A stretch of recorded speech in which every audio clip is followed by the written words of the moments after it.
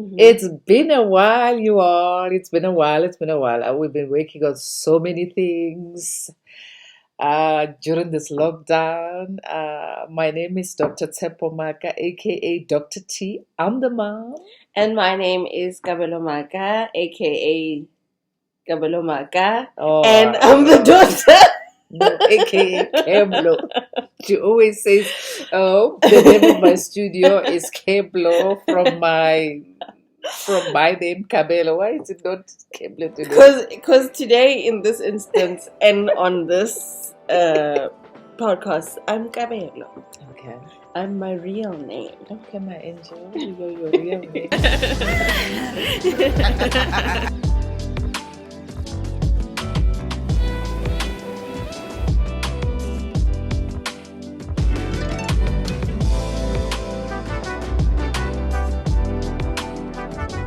Thank you for joining me this morning.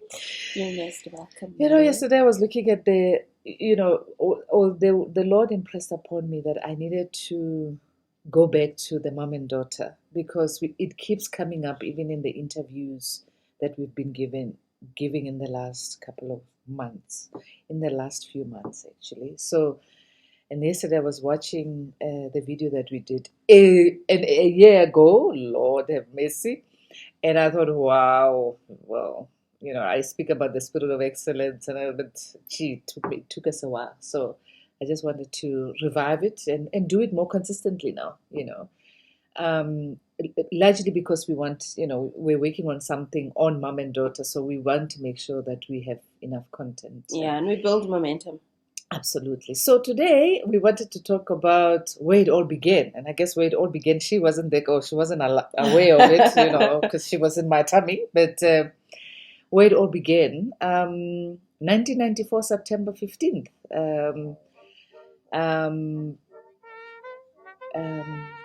I was born. Because she's clearly like, what was so significant on the 15th of September 1994? What could it possibly be? I was born, and my mom became a mother, and I became a daughter.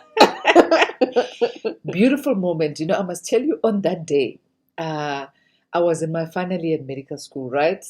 And I was working, doing my work in the ward, and I felt something was happening. And I thought, I'm just going to go down to casualty so that somebody can check me and then to see how far along I was, So then, I just said to my colleagues, I'm just going to go down, be told, because I'm almost, I feel like it is happening.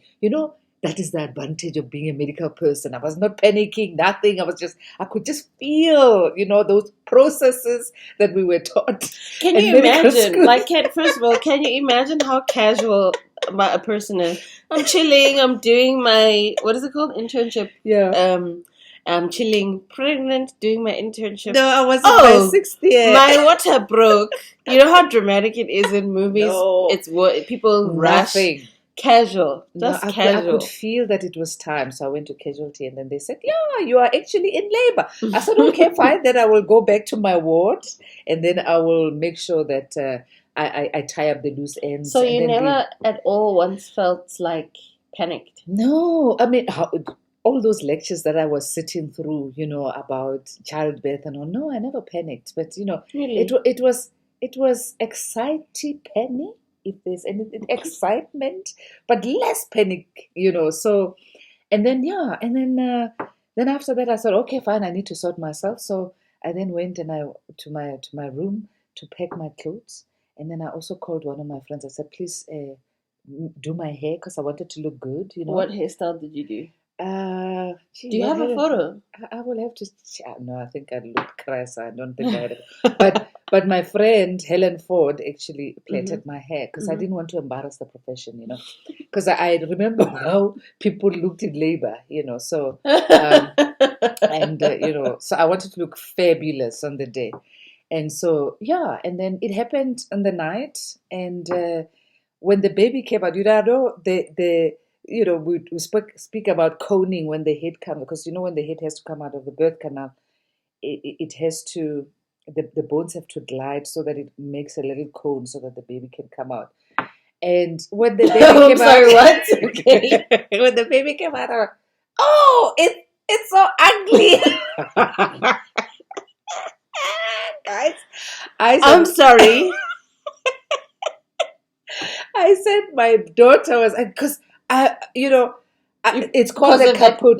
that cone Yeah, thing. yeah, it's called a What kaput. does your head look like when No, it's it was kaput, like it was like this. So it had a little thing there, and I was like, oh Lord, it's so ugly. But then I had forgotten. Okay, it's going to come down. But the interesting thing is that the all the information that I had in me, was awoken. And I used to look at this beautiful thing as just a way for me to just do everything that I had learned in medical school. Hey, I hope I didn't poke you too much, So I mean, I turned out okay, I think, except apparently my head was a cone, but whatever.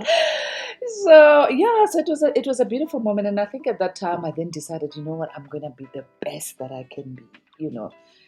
I already had all the information. I knew about how you were going to grow up, and everything that I should expect, all the milestones, And and I remember I'd taken you back to the room, and there was no complication, nothing. Everything went fine. So I was born normally. Yeah, everything was fine, and you came out except for the cone that had me looking like everything was fine, and I was happy with that. And I was so happy, but at the once when you have had a tummy that was that big and then it went small, then it becomes very dark, and then so the only things that concerned me was that dark. The skin gets dark. Yeah, because it has to contract, right? So it was very dark, so it didn't look like my skin. Well, So can I ask something, Mom? Yeah. Like when you're pregnant, right? Obviously, your body feels heavier because there's a person carrying. Yeah. Does your body feel lighter once you give birth?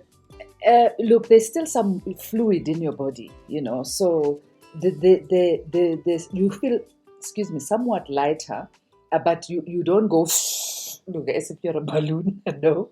But you can breathe better. You can sleep on your tummy because you can't do that when the baby. And is that like like immediately you feel like you can breathe better? Yeah, but then of course there's other things that take your attention. The discomfort that you might still be feeling where the baby came out, but you're feeling good. You're feeling good. So yeah, and for me, after 2 weeks, I was back at work. Silly doctor in the making. But I needed to finish. So 2 weeks later, I didn't even breastfeed. I do not advocate it. You have to breastfeed your baby.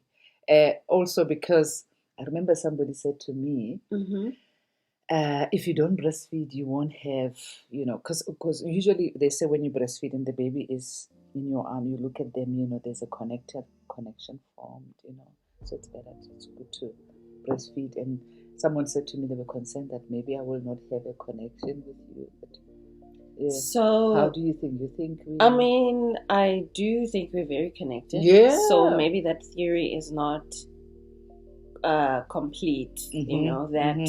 That's part of what helps moms connect with their babies. Yeah. But maybe it's not the only thing. No, it's not the only. I think, of course, you have to give nutrients, and feed the baby. So I couldn't because I needed to finish. So. But then, Mom. So but I also made it intentional. Yes. Sorry to interject. I made it intentional that we connect. So that's why we are connected, right? Yeah. Okay. Yeah. So then maybe you can.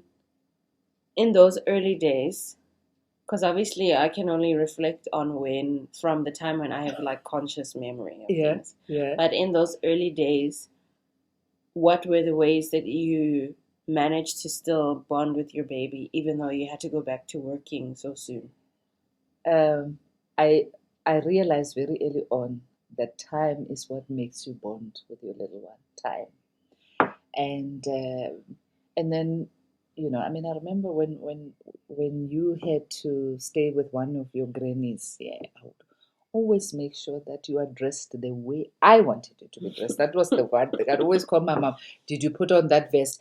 That t-shirt that goes with those pants, So I always make sure that my signature, was on you in the way that you dress. But I always made time, to be with you, even when I was tired. I would always make sure that after my work at the hospital, I go and I spend time with you, and just to watch you. I didn't want to miss any of the moments, of the milestones. So every time I would spend a lot of time and watch you. I really used to watch. I mean, Oh, really? I swear, when like I can remember vividly when because at medical school they say they smile at 6 weeks. So 6 weeks I was like, I want to see if this little one is going to smile at 6 weeks. And definitely at 6 weeks you smile. And then they would teach us about neck control. So I would always watch when my the neck is now being controlled, and so I swear everything I learned at medical school, I saw and I observed. Even when you started at responding to commands, like when I would say sit and you would sit, my baby said, or I would say stand, close the door.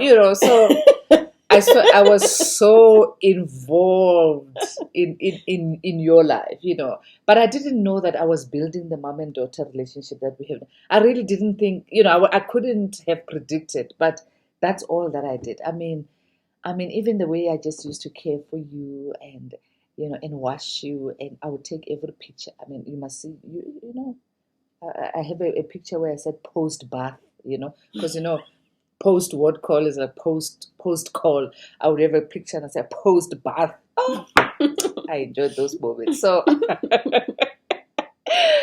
I really, really, and I always tell you, I've enjoyed mothering you. I think it has been a beautiful journey. So what do you remember about those early days, from your earliest memories, your relationship with your mom? I obviously don't remember, because obviously there's a point where babies don't understand anything, and then they understand everything, or not everything, but they understand language. They say their first words, and you as a parent have that memory. The baby doesn't have that memory. Yeah. So I don't remember those things. Only the things you guys tell me. I some of my earliest memories are like one memory I have, and I was probably a much older child, but I remember that my mom went to the hospital to work on call, and I was there with her. I don't know why. And then I was in the doctor's room, because the doctors have rooms where they rest if they have to be there for long hours and things like that. And I remember there was a black and white TV. And I remember watching the black and white TV and falling asleep. And then I remember waking up at home. And like every time I think about this memory, I'm like, is this a memory or is this a dream? No. And this used to happen often. Like my mom we'd go to the hospital, and now when I think about it, we probably went to different hospitals, because it felt like a different place every time. But we'd always go to the hospital together. I always chill in the doctor's room, eat some doctor's food that only doctors are allowed to eat. But when your mom is a doctor, you are also afforded those privileges. So you eat the doctor's food, you chill. Maybe as I got older, I do homework, and then I would fall asleep. In the morning, I would wake up at home, and then I'd be like, did this happen or did this not happen? I have so many memories like that. Let me help you. Wait. But just to say that, if I can take something away from those memories, is my mom always made sure, even if she was busy, that I'm gonna be there with her, And maybe some people might find it burdensome to be dragged along. Wherever your mom goes, you go. But I don't know. Now that I think about it, maybe it's more like, it doesn't matter if I'm working and I have to be a mom who works. My child is going to be with me. I'm still my daughter's mom, even if I have to do lots more juggling to make sure that I have more of an active presence. Like now when you were saying, if I visited my grandparents or whatever, your influence still had to be there. I know I don't have that thing where I struggled to identify who was the mom and who was the grandmother. It's always been very clear to me that this is my mom, this is my grandmother, and I can't say when somebody drew the line or whatever. Oh, it was drawn on the day you were born. But like I don't have that where like lots of black kids where they've had to be raised partially by their grandparents for whatever reason or another. Yeah, they have that struggle where their grandparents are more of a parent than their parent. But for me, my grandparents are my grandparents, and my mom is my mom. Yeah, look, I made a conscious decision because I grew up with my grandmother. So when I became a mom, I decided I am going to be a mom. I'm going to be the mom, and I'm going to be so involved in my daughter's life, and I'm going to do as much as the Lord will allow me to teach this little one to be the best that they can be. That I decided very early on, and yes, because as a young doctor, I used to work so hard. I mean, one friend of mine says, this one would work, I don't know, 26 hours in a day, because there was so much time spent at work, and sometimes at night when I didn't have a helper, I would be called, to go, give services to a patient at night. So what do? I just take my baby, put my baby in blankets, off to the hospital, and put my daughter in the doctor's room, put the patient to sleep, and then when I'm done, come back. And I thank all those people that when they were having their coffee breaks, they will take care of my daughter. And I also thank the Lord for protecting my daughter, because things happen, So I could leave her sleeping peacefully. Yes, it did happen. And multiple times. Multiple times. I took you to all the hospitals across Johannesburg where I was working, with your little blanket, and your little teddy, always with the teddy and a blanket when you were smaller. And yes, let you sleep on the couch, and even when I was tired, I would always lift you into the car, come back home. I did that I don't know how many times. So I guess the connection happened there. The breast connection didn't happen, but the mom and daughter connection was being built even in those moments. And if it was uncomfortable on those couches, I apologize, but that's what I that I don't remember. I just have those memories where it was like I fell asleep here, but I woke up at home. So did I? And maybe because I was already asleep at home, then we had to go to the hospital. So then I'm like half awake, whatever, at the hospital, and then I wake up at home. So I'm like, did I go to the hospital or did I dream going to the hospital? And then also now when I think about you saying, when your colleagues would see me, they would be nice to me and whatever. Now when I think about it, like I now remember that a little bit. Yeah. All these doctors whose faces I know, but I'm like, why do I know this face? I don't know why I know this face. Then they'll be like, oh, you're so big now, whatever. And you're like, okay, clearly they know me from when I was little and when my mom was like carrying me everywhere. But I'm like, why do I know this face? So now I'm thinking, okay, when I was in that room eating, then they chit chat and then they do small talk or whatever. That was when I was seeing their faces. And everybody knows you. Whenever they call me, how are you? I'm good. How's your daughter? Like it's the next thing because I always used to carry you everywhere, So those were the beautiful early days. And I know your cousins always say, oh, your mom is so involved in your life, and you have been part of your life. But I guess because I knew of how taxing my career was, I just didn't want my daughter to grow up and say, but you were never there. Your career was more important. Your patients were more important. So this really was for me a way of always ensuring that after God, you comes you, and that you're taken care of you. And I love my Nunu. I love my baby. And and I had the names. I had various names that I called you. I called you my Nunas. I called you Punji. Chungu.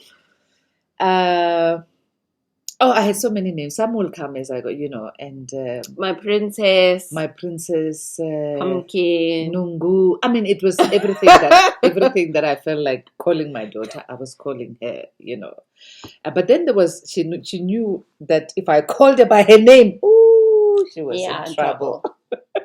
Even now, like when my mom will call me Kabelo, and you're like, okay, okay, I did this, I didn't forget this, okay. Then you're like, oh no, I forgot this thing. Sometimes it isn't even that. Sometimes she's calling me with like that serious tone, and then it's like, oh, can you help me fix the bed? I found a creature. And you're like, oh, okay, never mind. So it's like still in my mind. Yeah, so there were the terms of endearment all the time. But then there was always when I just called, but then sometimes she says, just when you looked, I knew. Yes, when your mother just gives you this face where it's just like, wait, let me see if I can.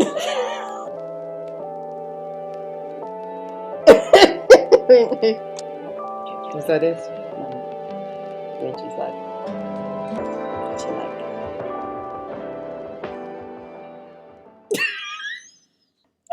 I surrender. I will stop playing with my food. I'll finish my homework. I will stop shouting. Whatever bad thing you're doing. Or stop throwing tantrums. But it has always been a beautiful journey, my angel.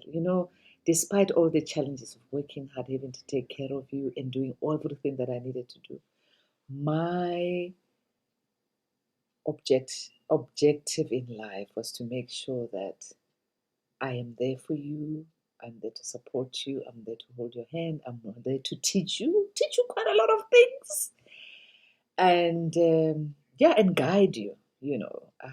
And pray with you. You used to pray for the food. Amen. Sometimes the prayer would be Amen. That would be the prayer. That's so cute. But the most fulfilling journey I have had with this little one, and I'm really enjoying this part of our lives, where it's mom and daughter, and people say, "She your friend." My daughter is my daughter. We can do friendly things, but I'm the mom, she's the daughter. Because I think as we grow older, people tend to think lines get blurred. But I have always maintained that I will be the mom and she will be my daughter. I mean, I see it even when we do household chores now at her age. I still do more than she does because I am the mom and she is the daughter. Well, I do the stuff that's like taxing for your body. Okay, here I am trying to rescue myself. I don't know what she's talking about. like the things that require like youthful energy. Like bending to take over the plates that are at the bottom of the cabinet. Like the things that require. But I stand the whole day. Yes. Oh, so, but But I appreciate it. So, anything else that you want to talk about your early childhood? No. About my early childhood. Mm-hmm. Oh, we're gonna like dive into my childhood. No, I mean, from where you remember, other than the hospital stories, is there anything that comes up before we close up there? I mean, we could do a whole thing where I can talk about how my mom came to basically all of my school events. Maybe we'll do that the next time. Where at some point I was like, really, it's fine. I know you're supported. You don't have to come, but you'll still come, So things like that. And, we can talk about your schooling days, right? We can like dedicate a whole discussion to that. But, and in general, my mom has been there for me in ways that maybe people take for granted, that it's a small thing, to try to be there for your kids for things that seem insignificant. But when you get older, at least for me, you start to see meaning in those small gestures from your parents, and you realize, okay, this is how something gets built, where there is a connection now that it's an undeniable bond, Yeah. And I think that's maybe what I can take away is it's those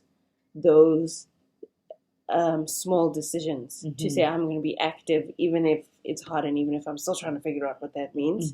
But that's how you build a lifelong bond, you know. And of course, when I have children, I know that I'm gonna start to see myself doing what my mom did for me, and I think it will just come out naturally because the information of seeing my mom will now have like it will rise up to the surface of my mind because now it has like a place to be applied. Yeah, you know. So that's all I can say. There's just one thing that I remembered as you were talking. You know, because when you're a medical doctor and you're working in the hospital, you see so much hurt, so much pain, so much, and sometimes you become tough. And I remember there was a time when I used to be tough, and you know, and when my little one would come and say, "Oh, I'm so here," or crying, I'd be like, "Oh, get over it." And then I had Oprah calls it a light bulb moment when I realized, you know what?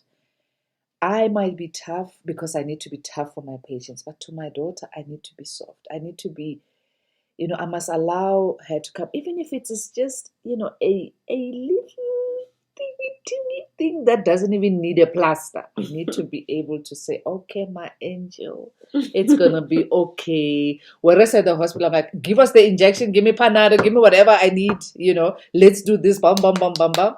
When it came to my daughter, I needed to make sure that, yes, understand you have to be tough at work, but I have to be a soft pillow for you to come with the small things that I knew didn't even need a doctor. Okay, so I just thought of that. But on that note, I think we should call it a day. It has been a good coming back, mom and daughter thing.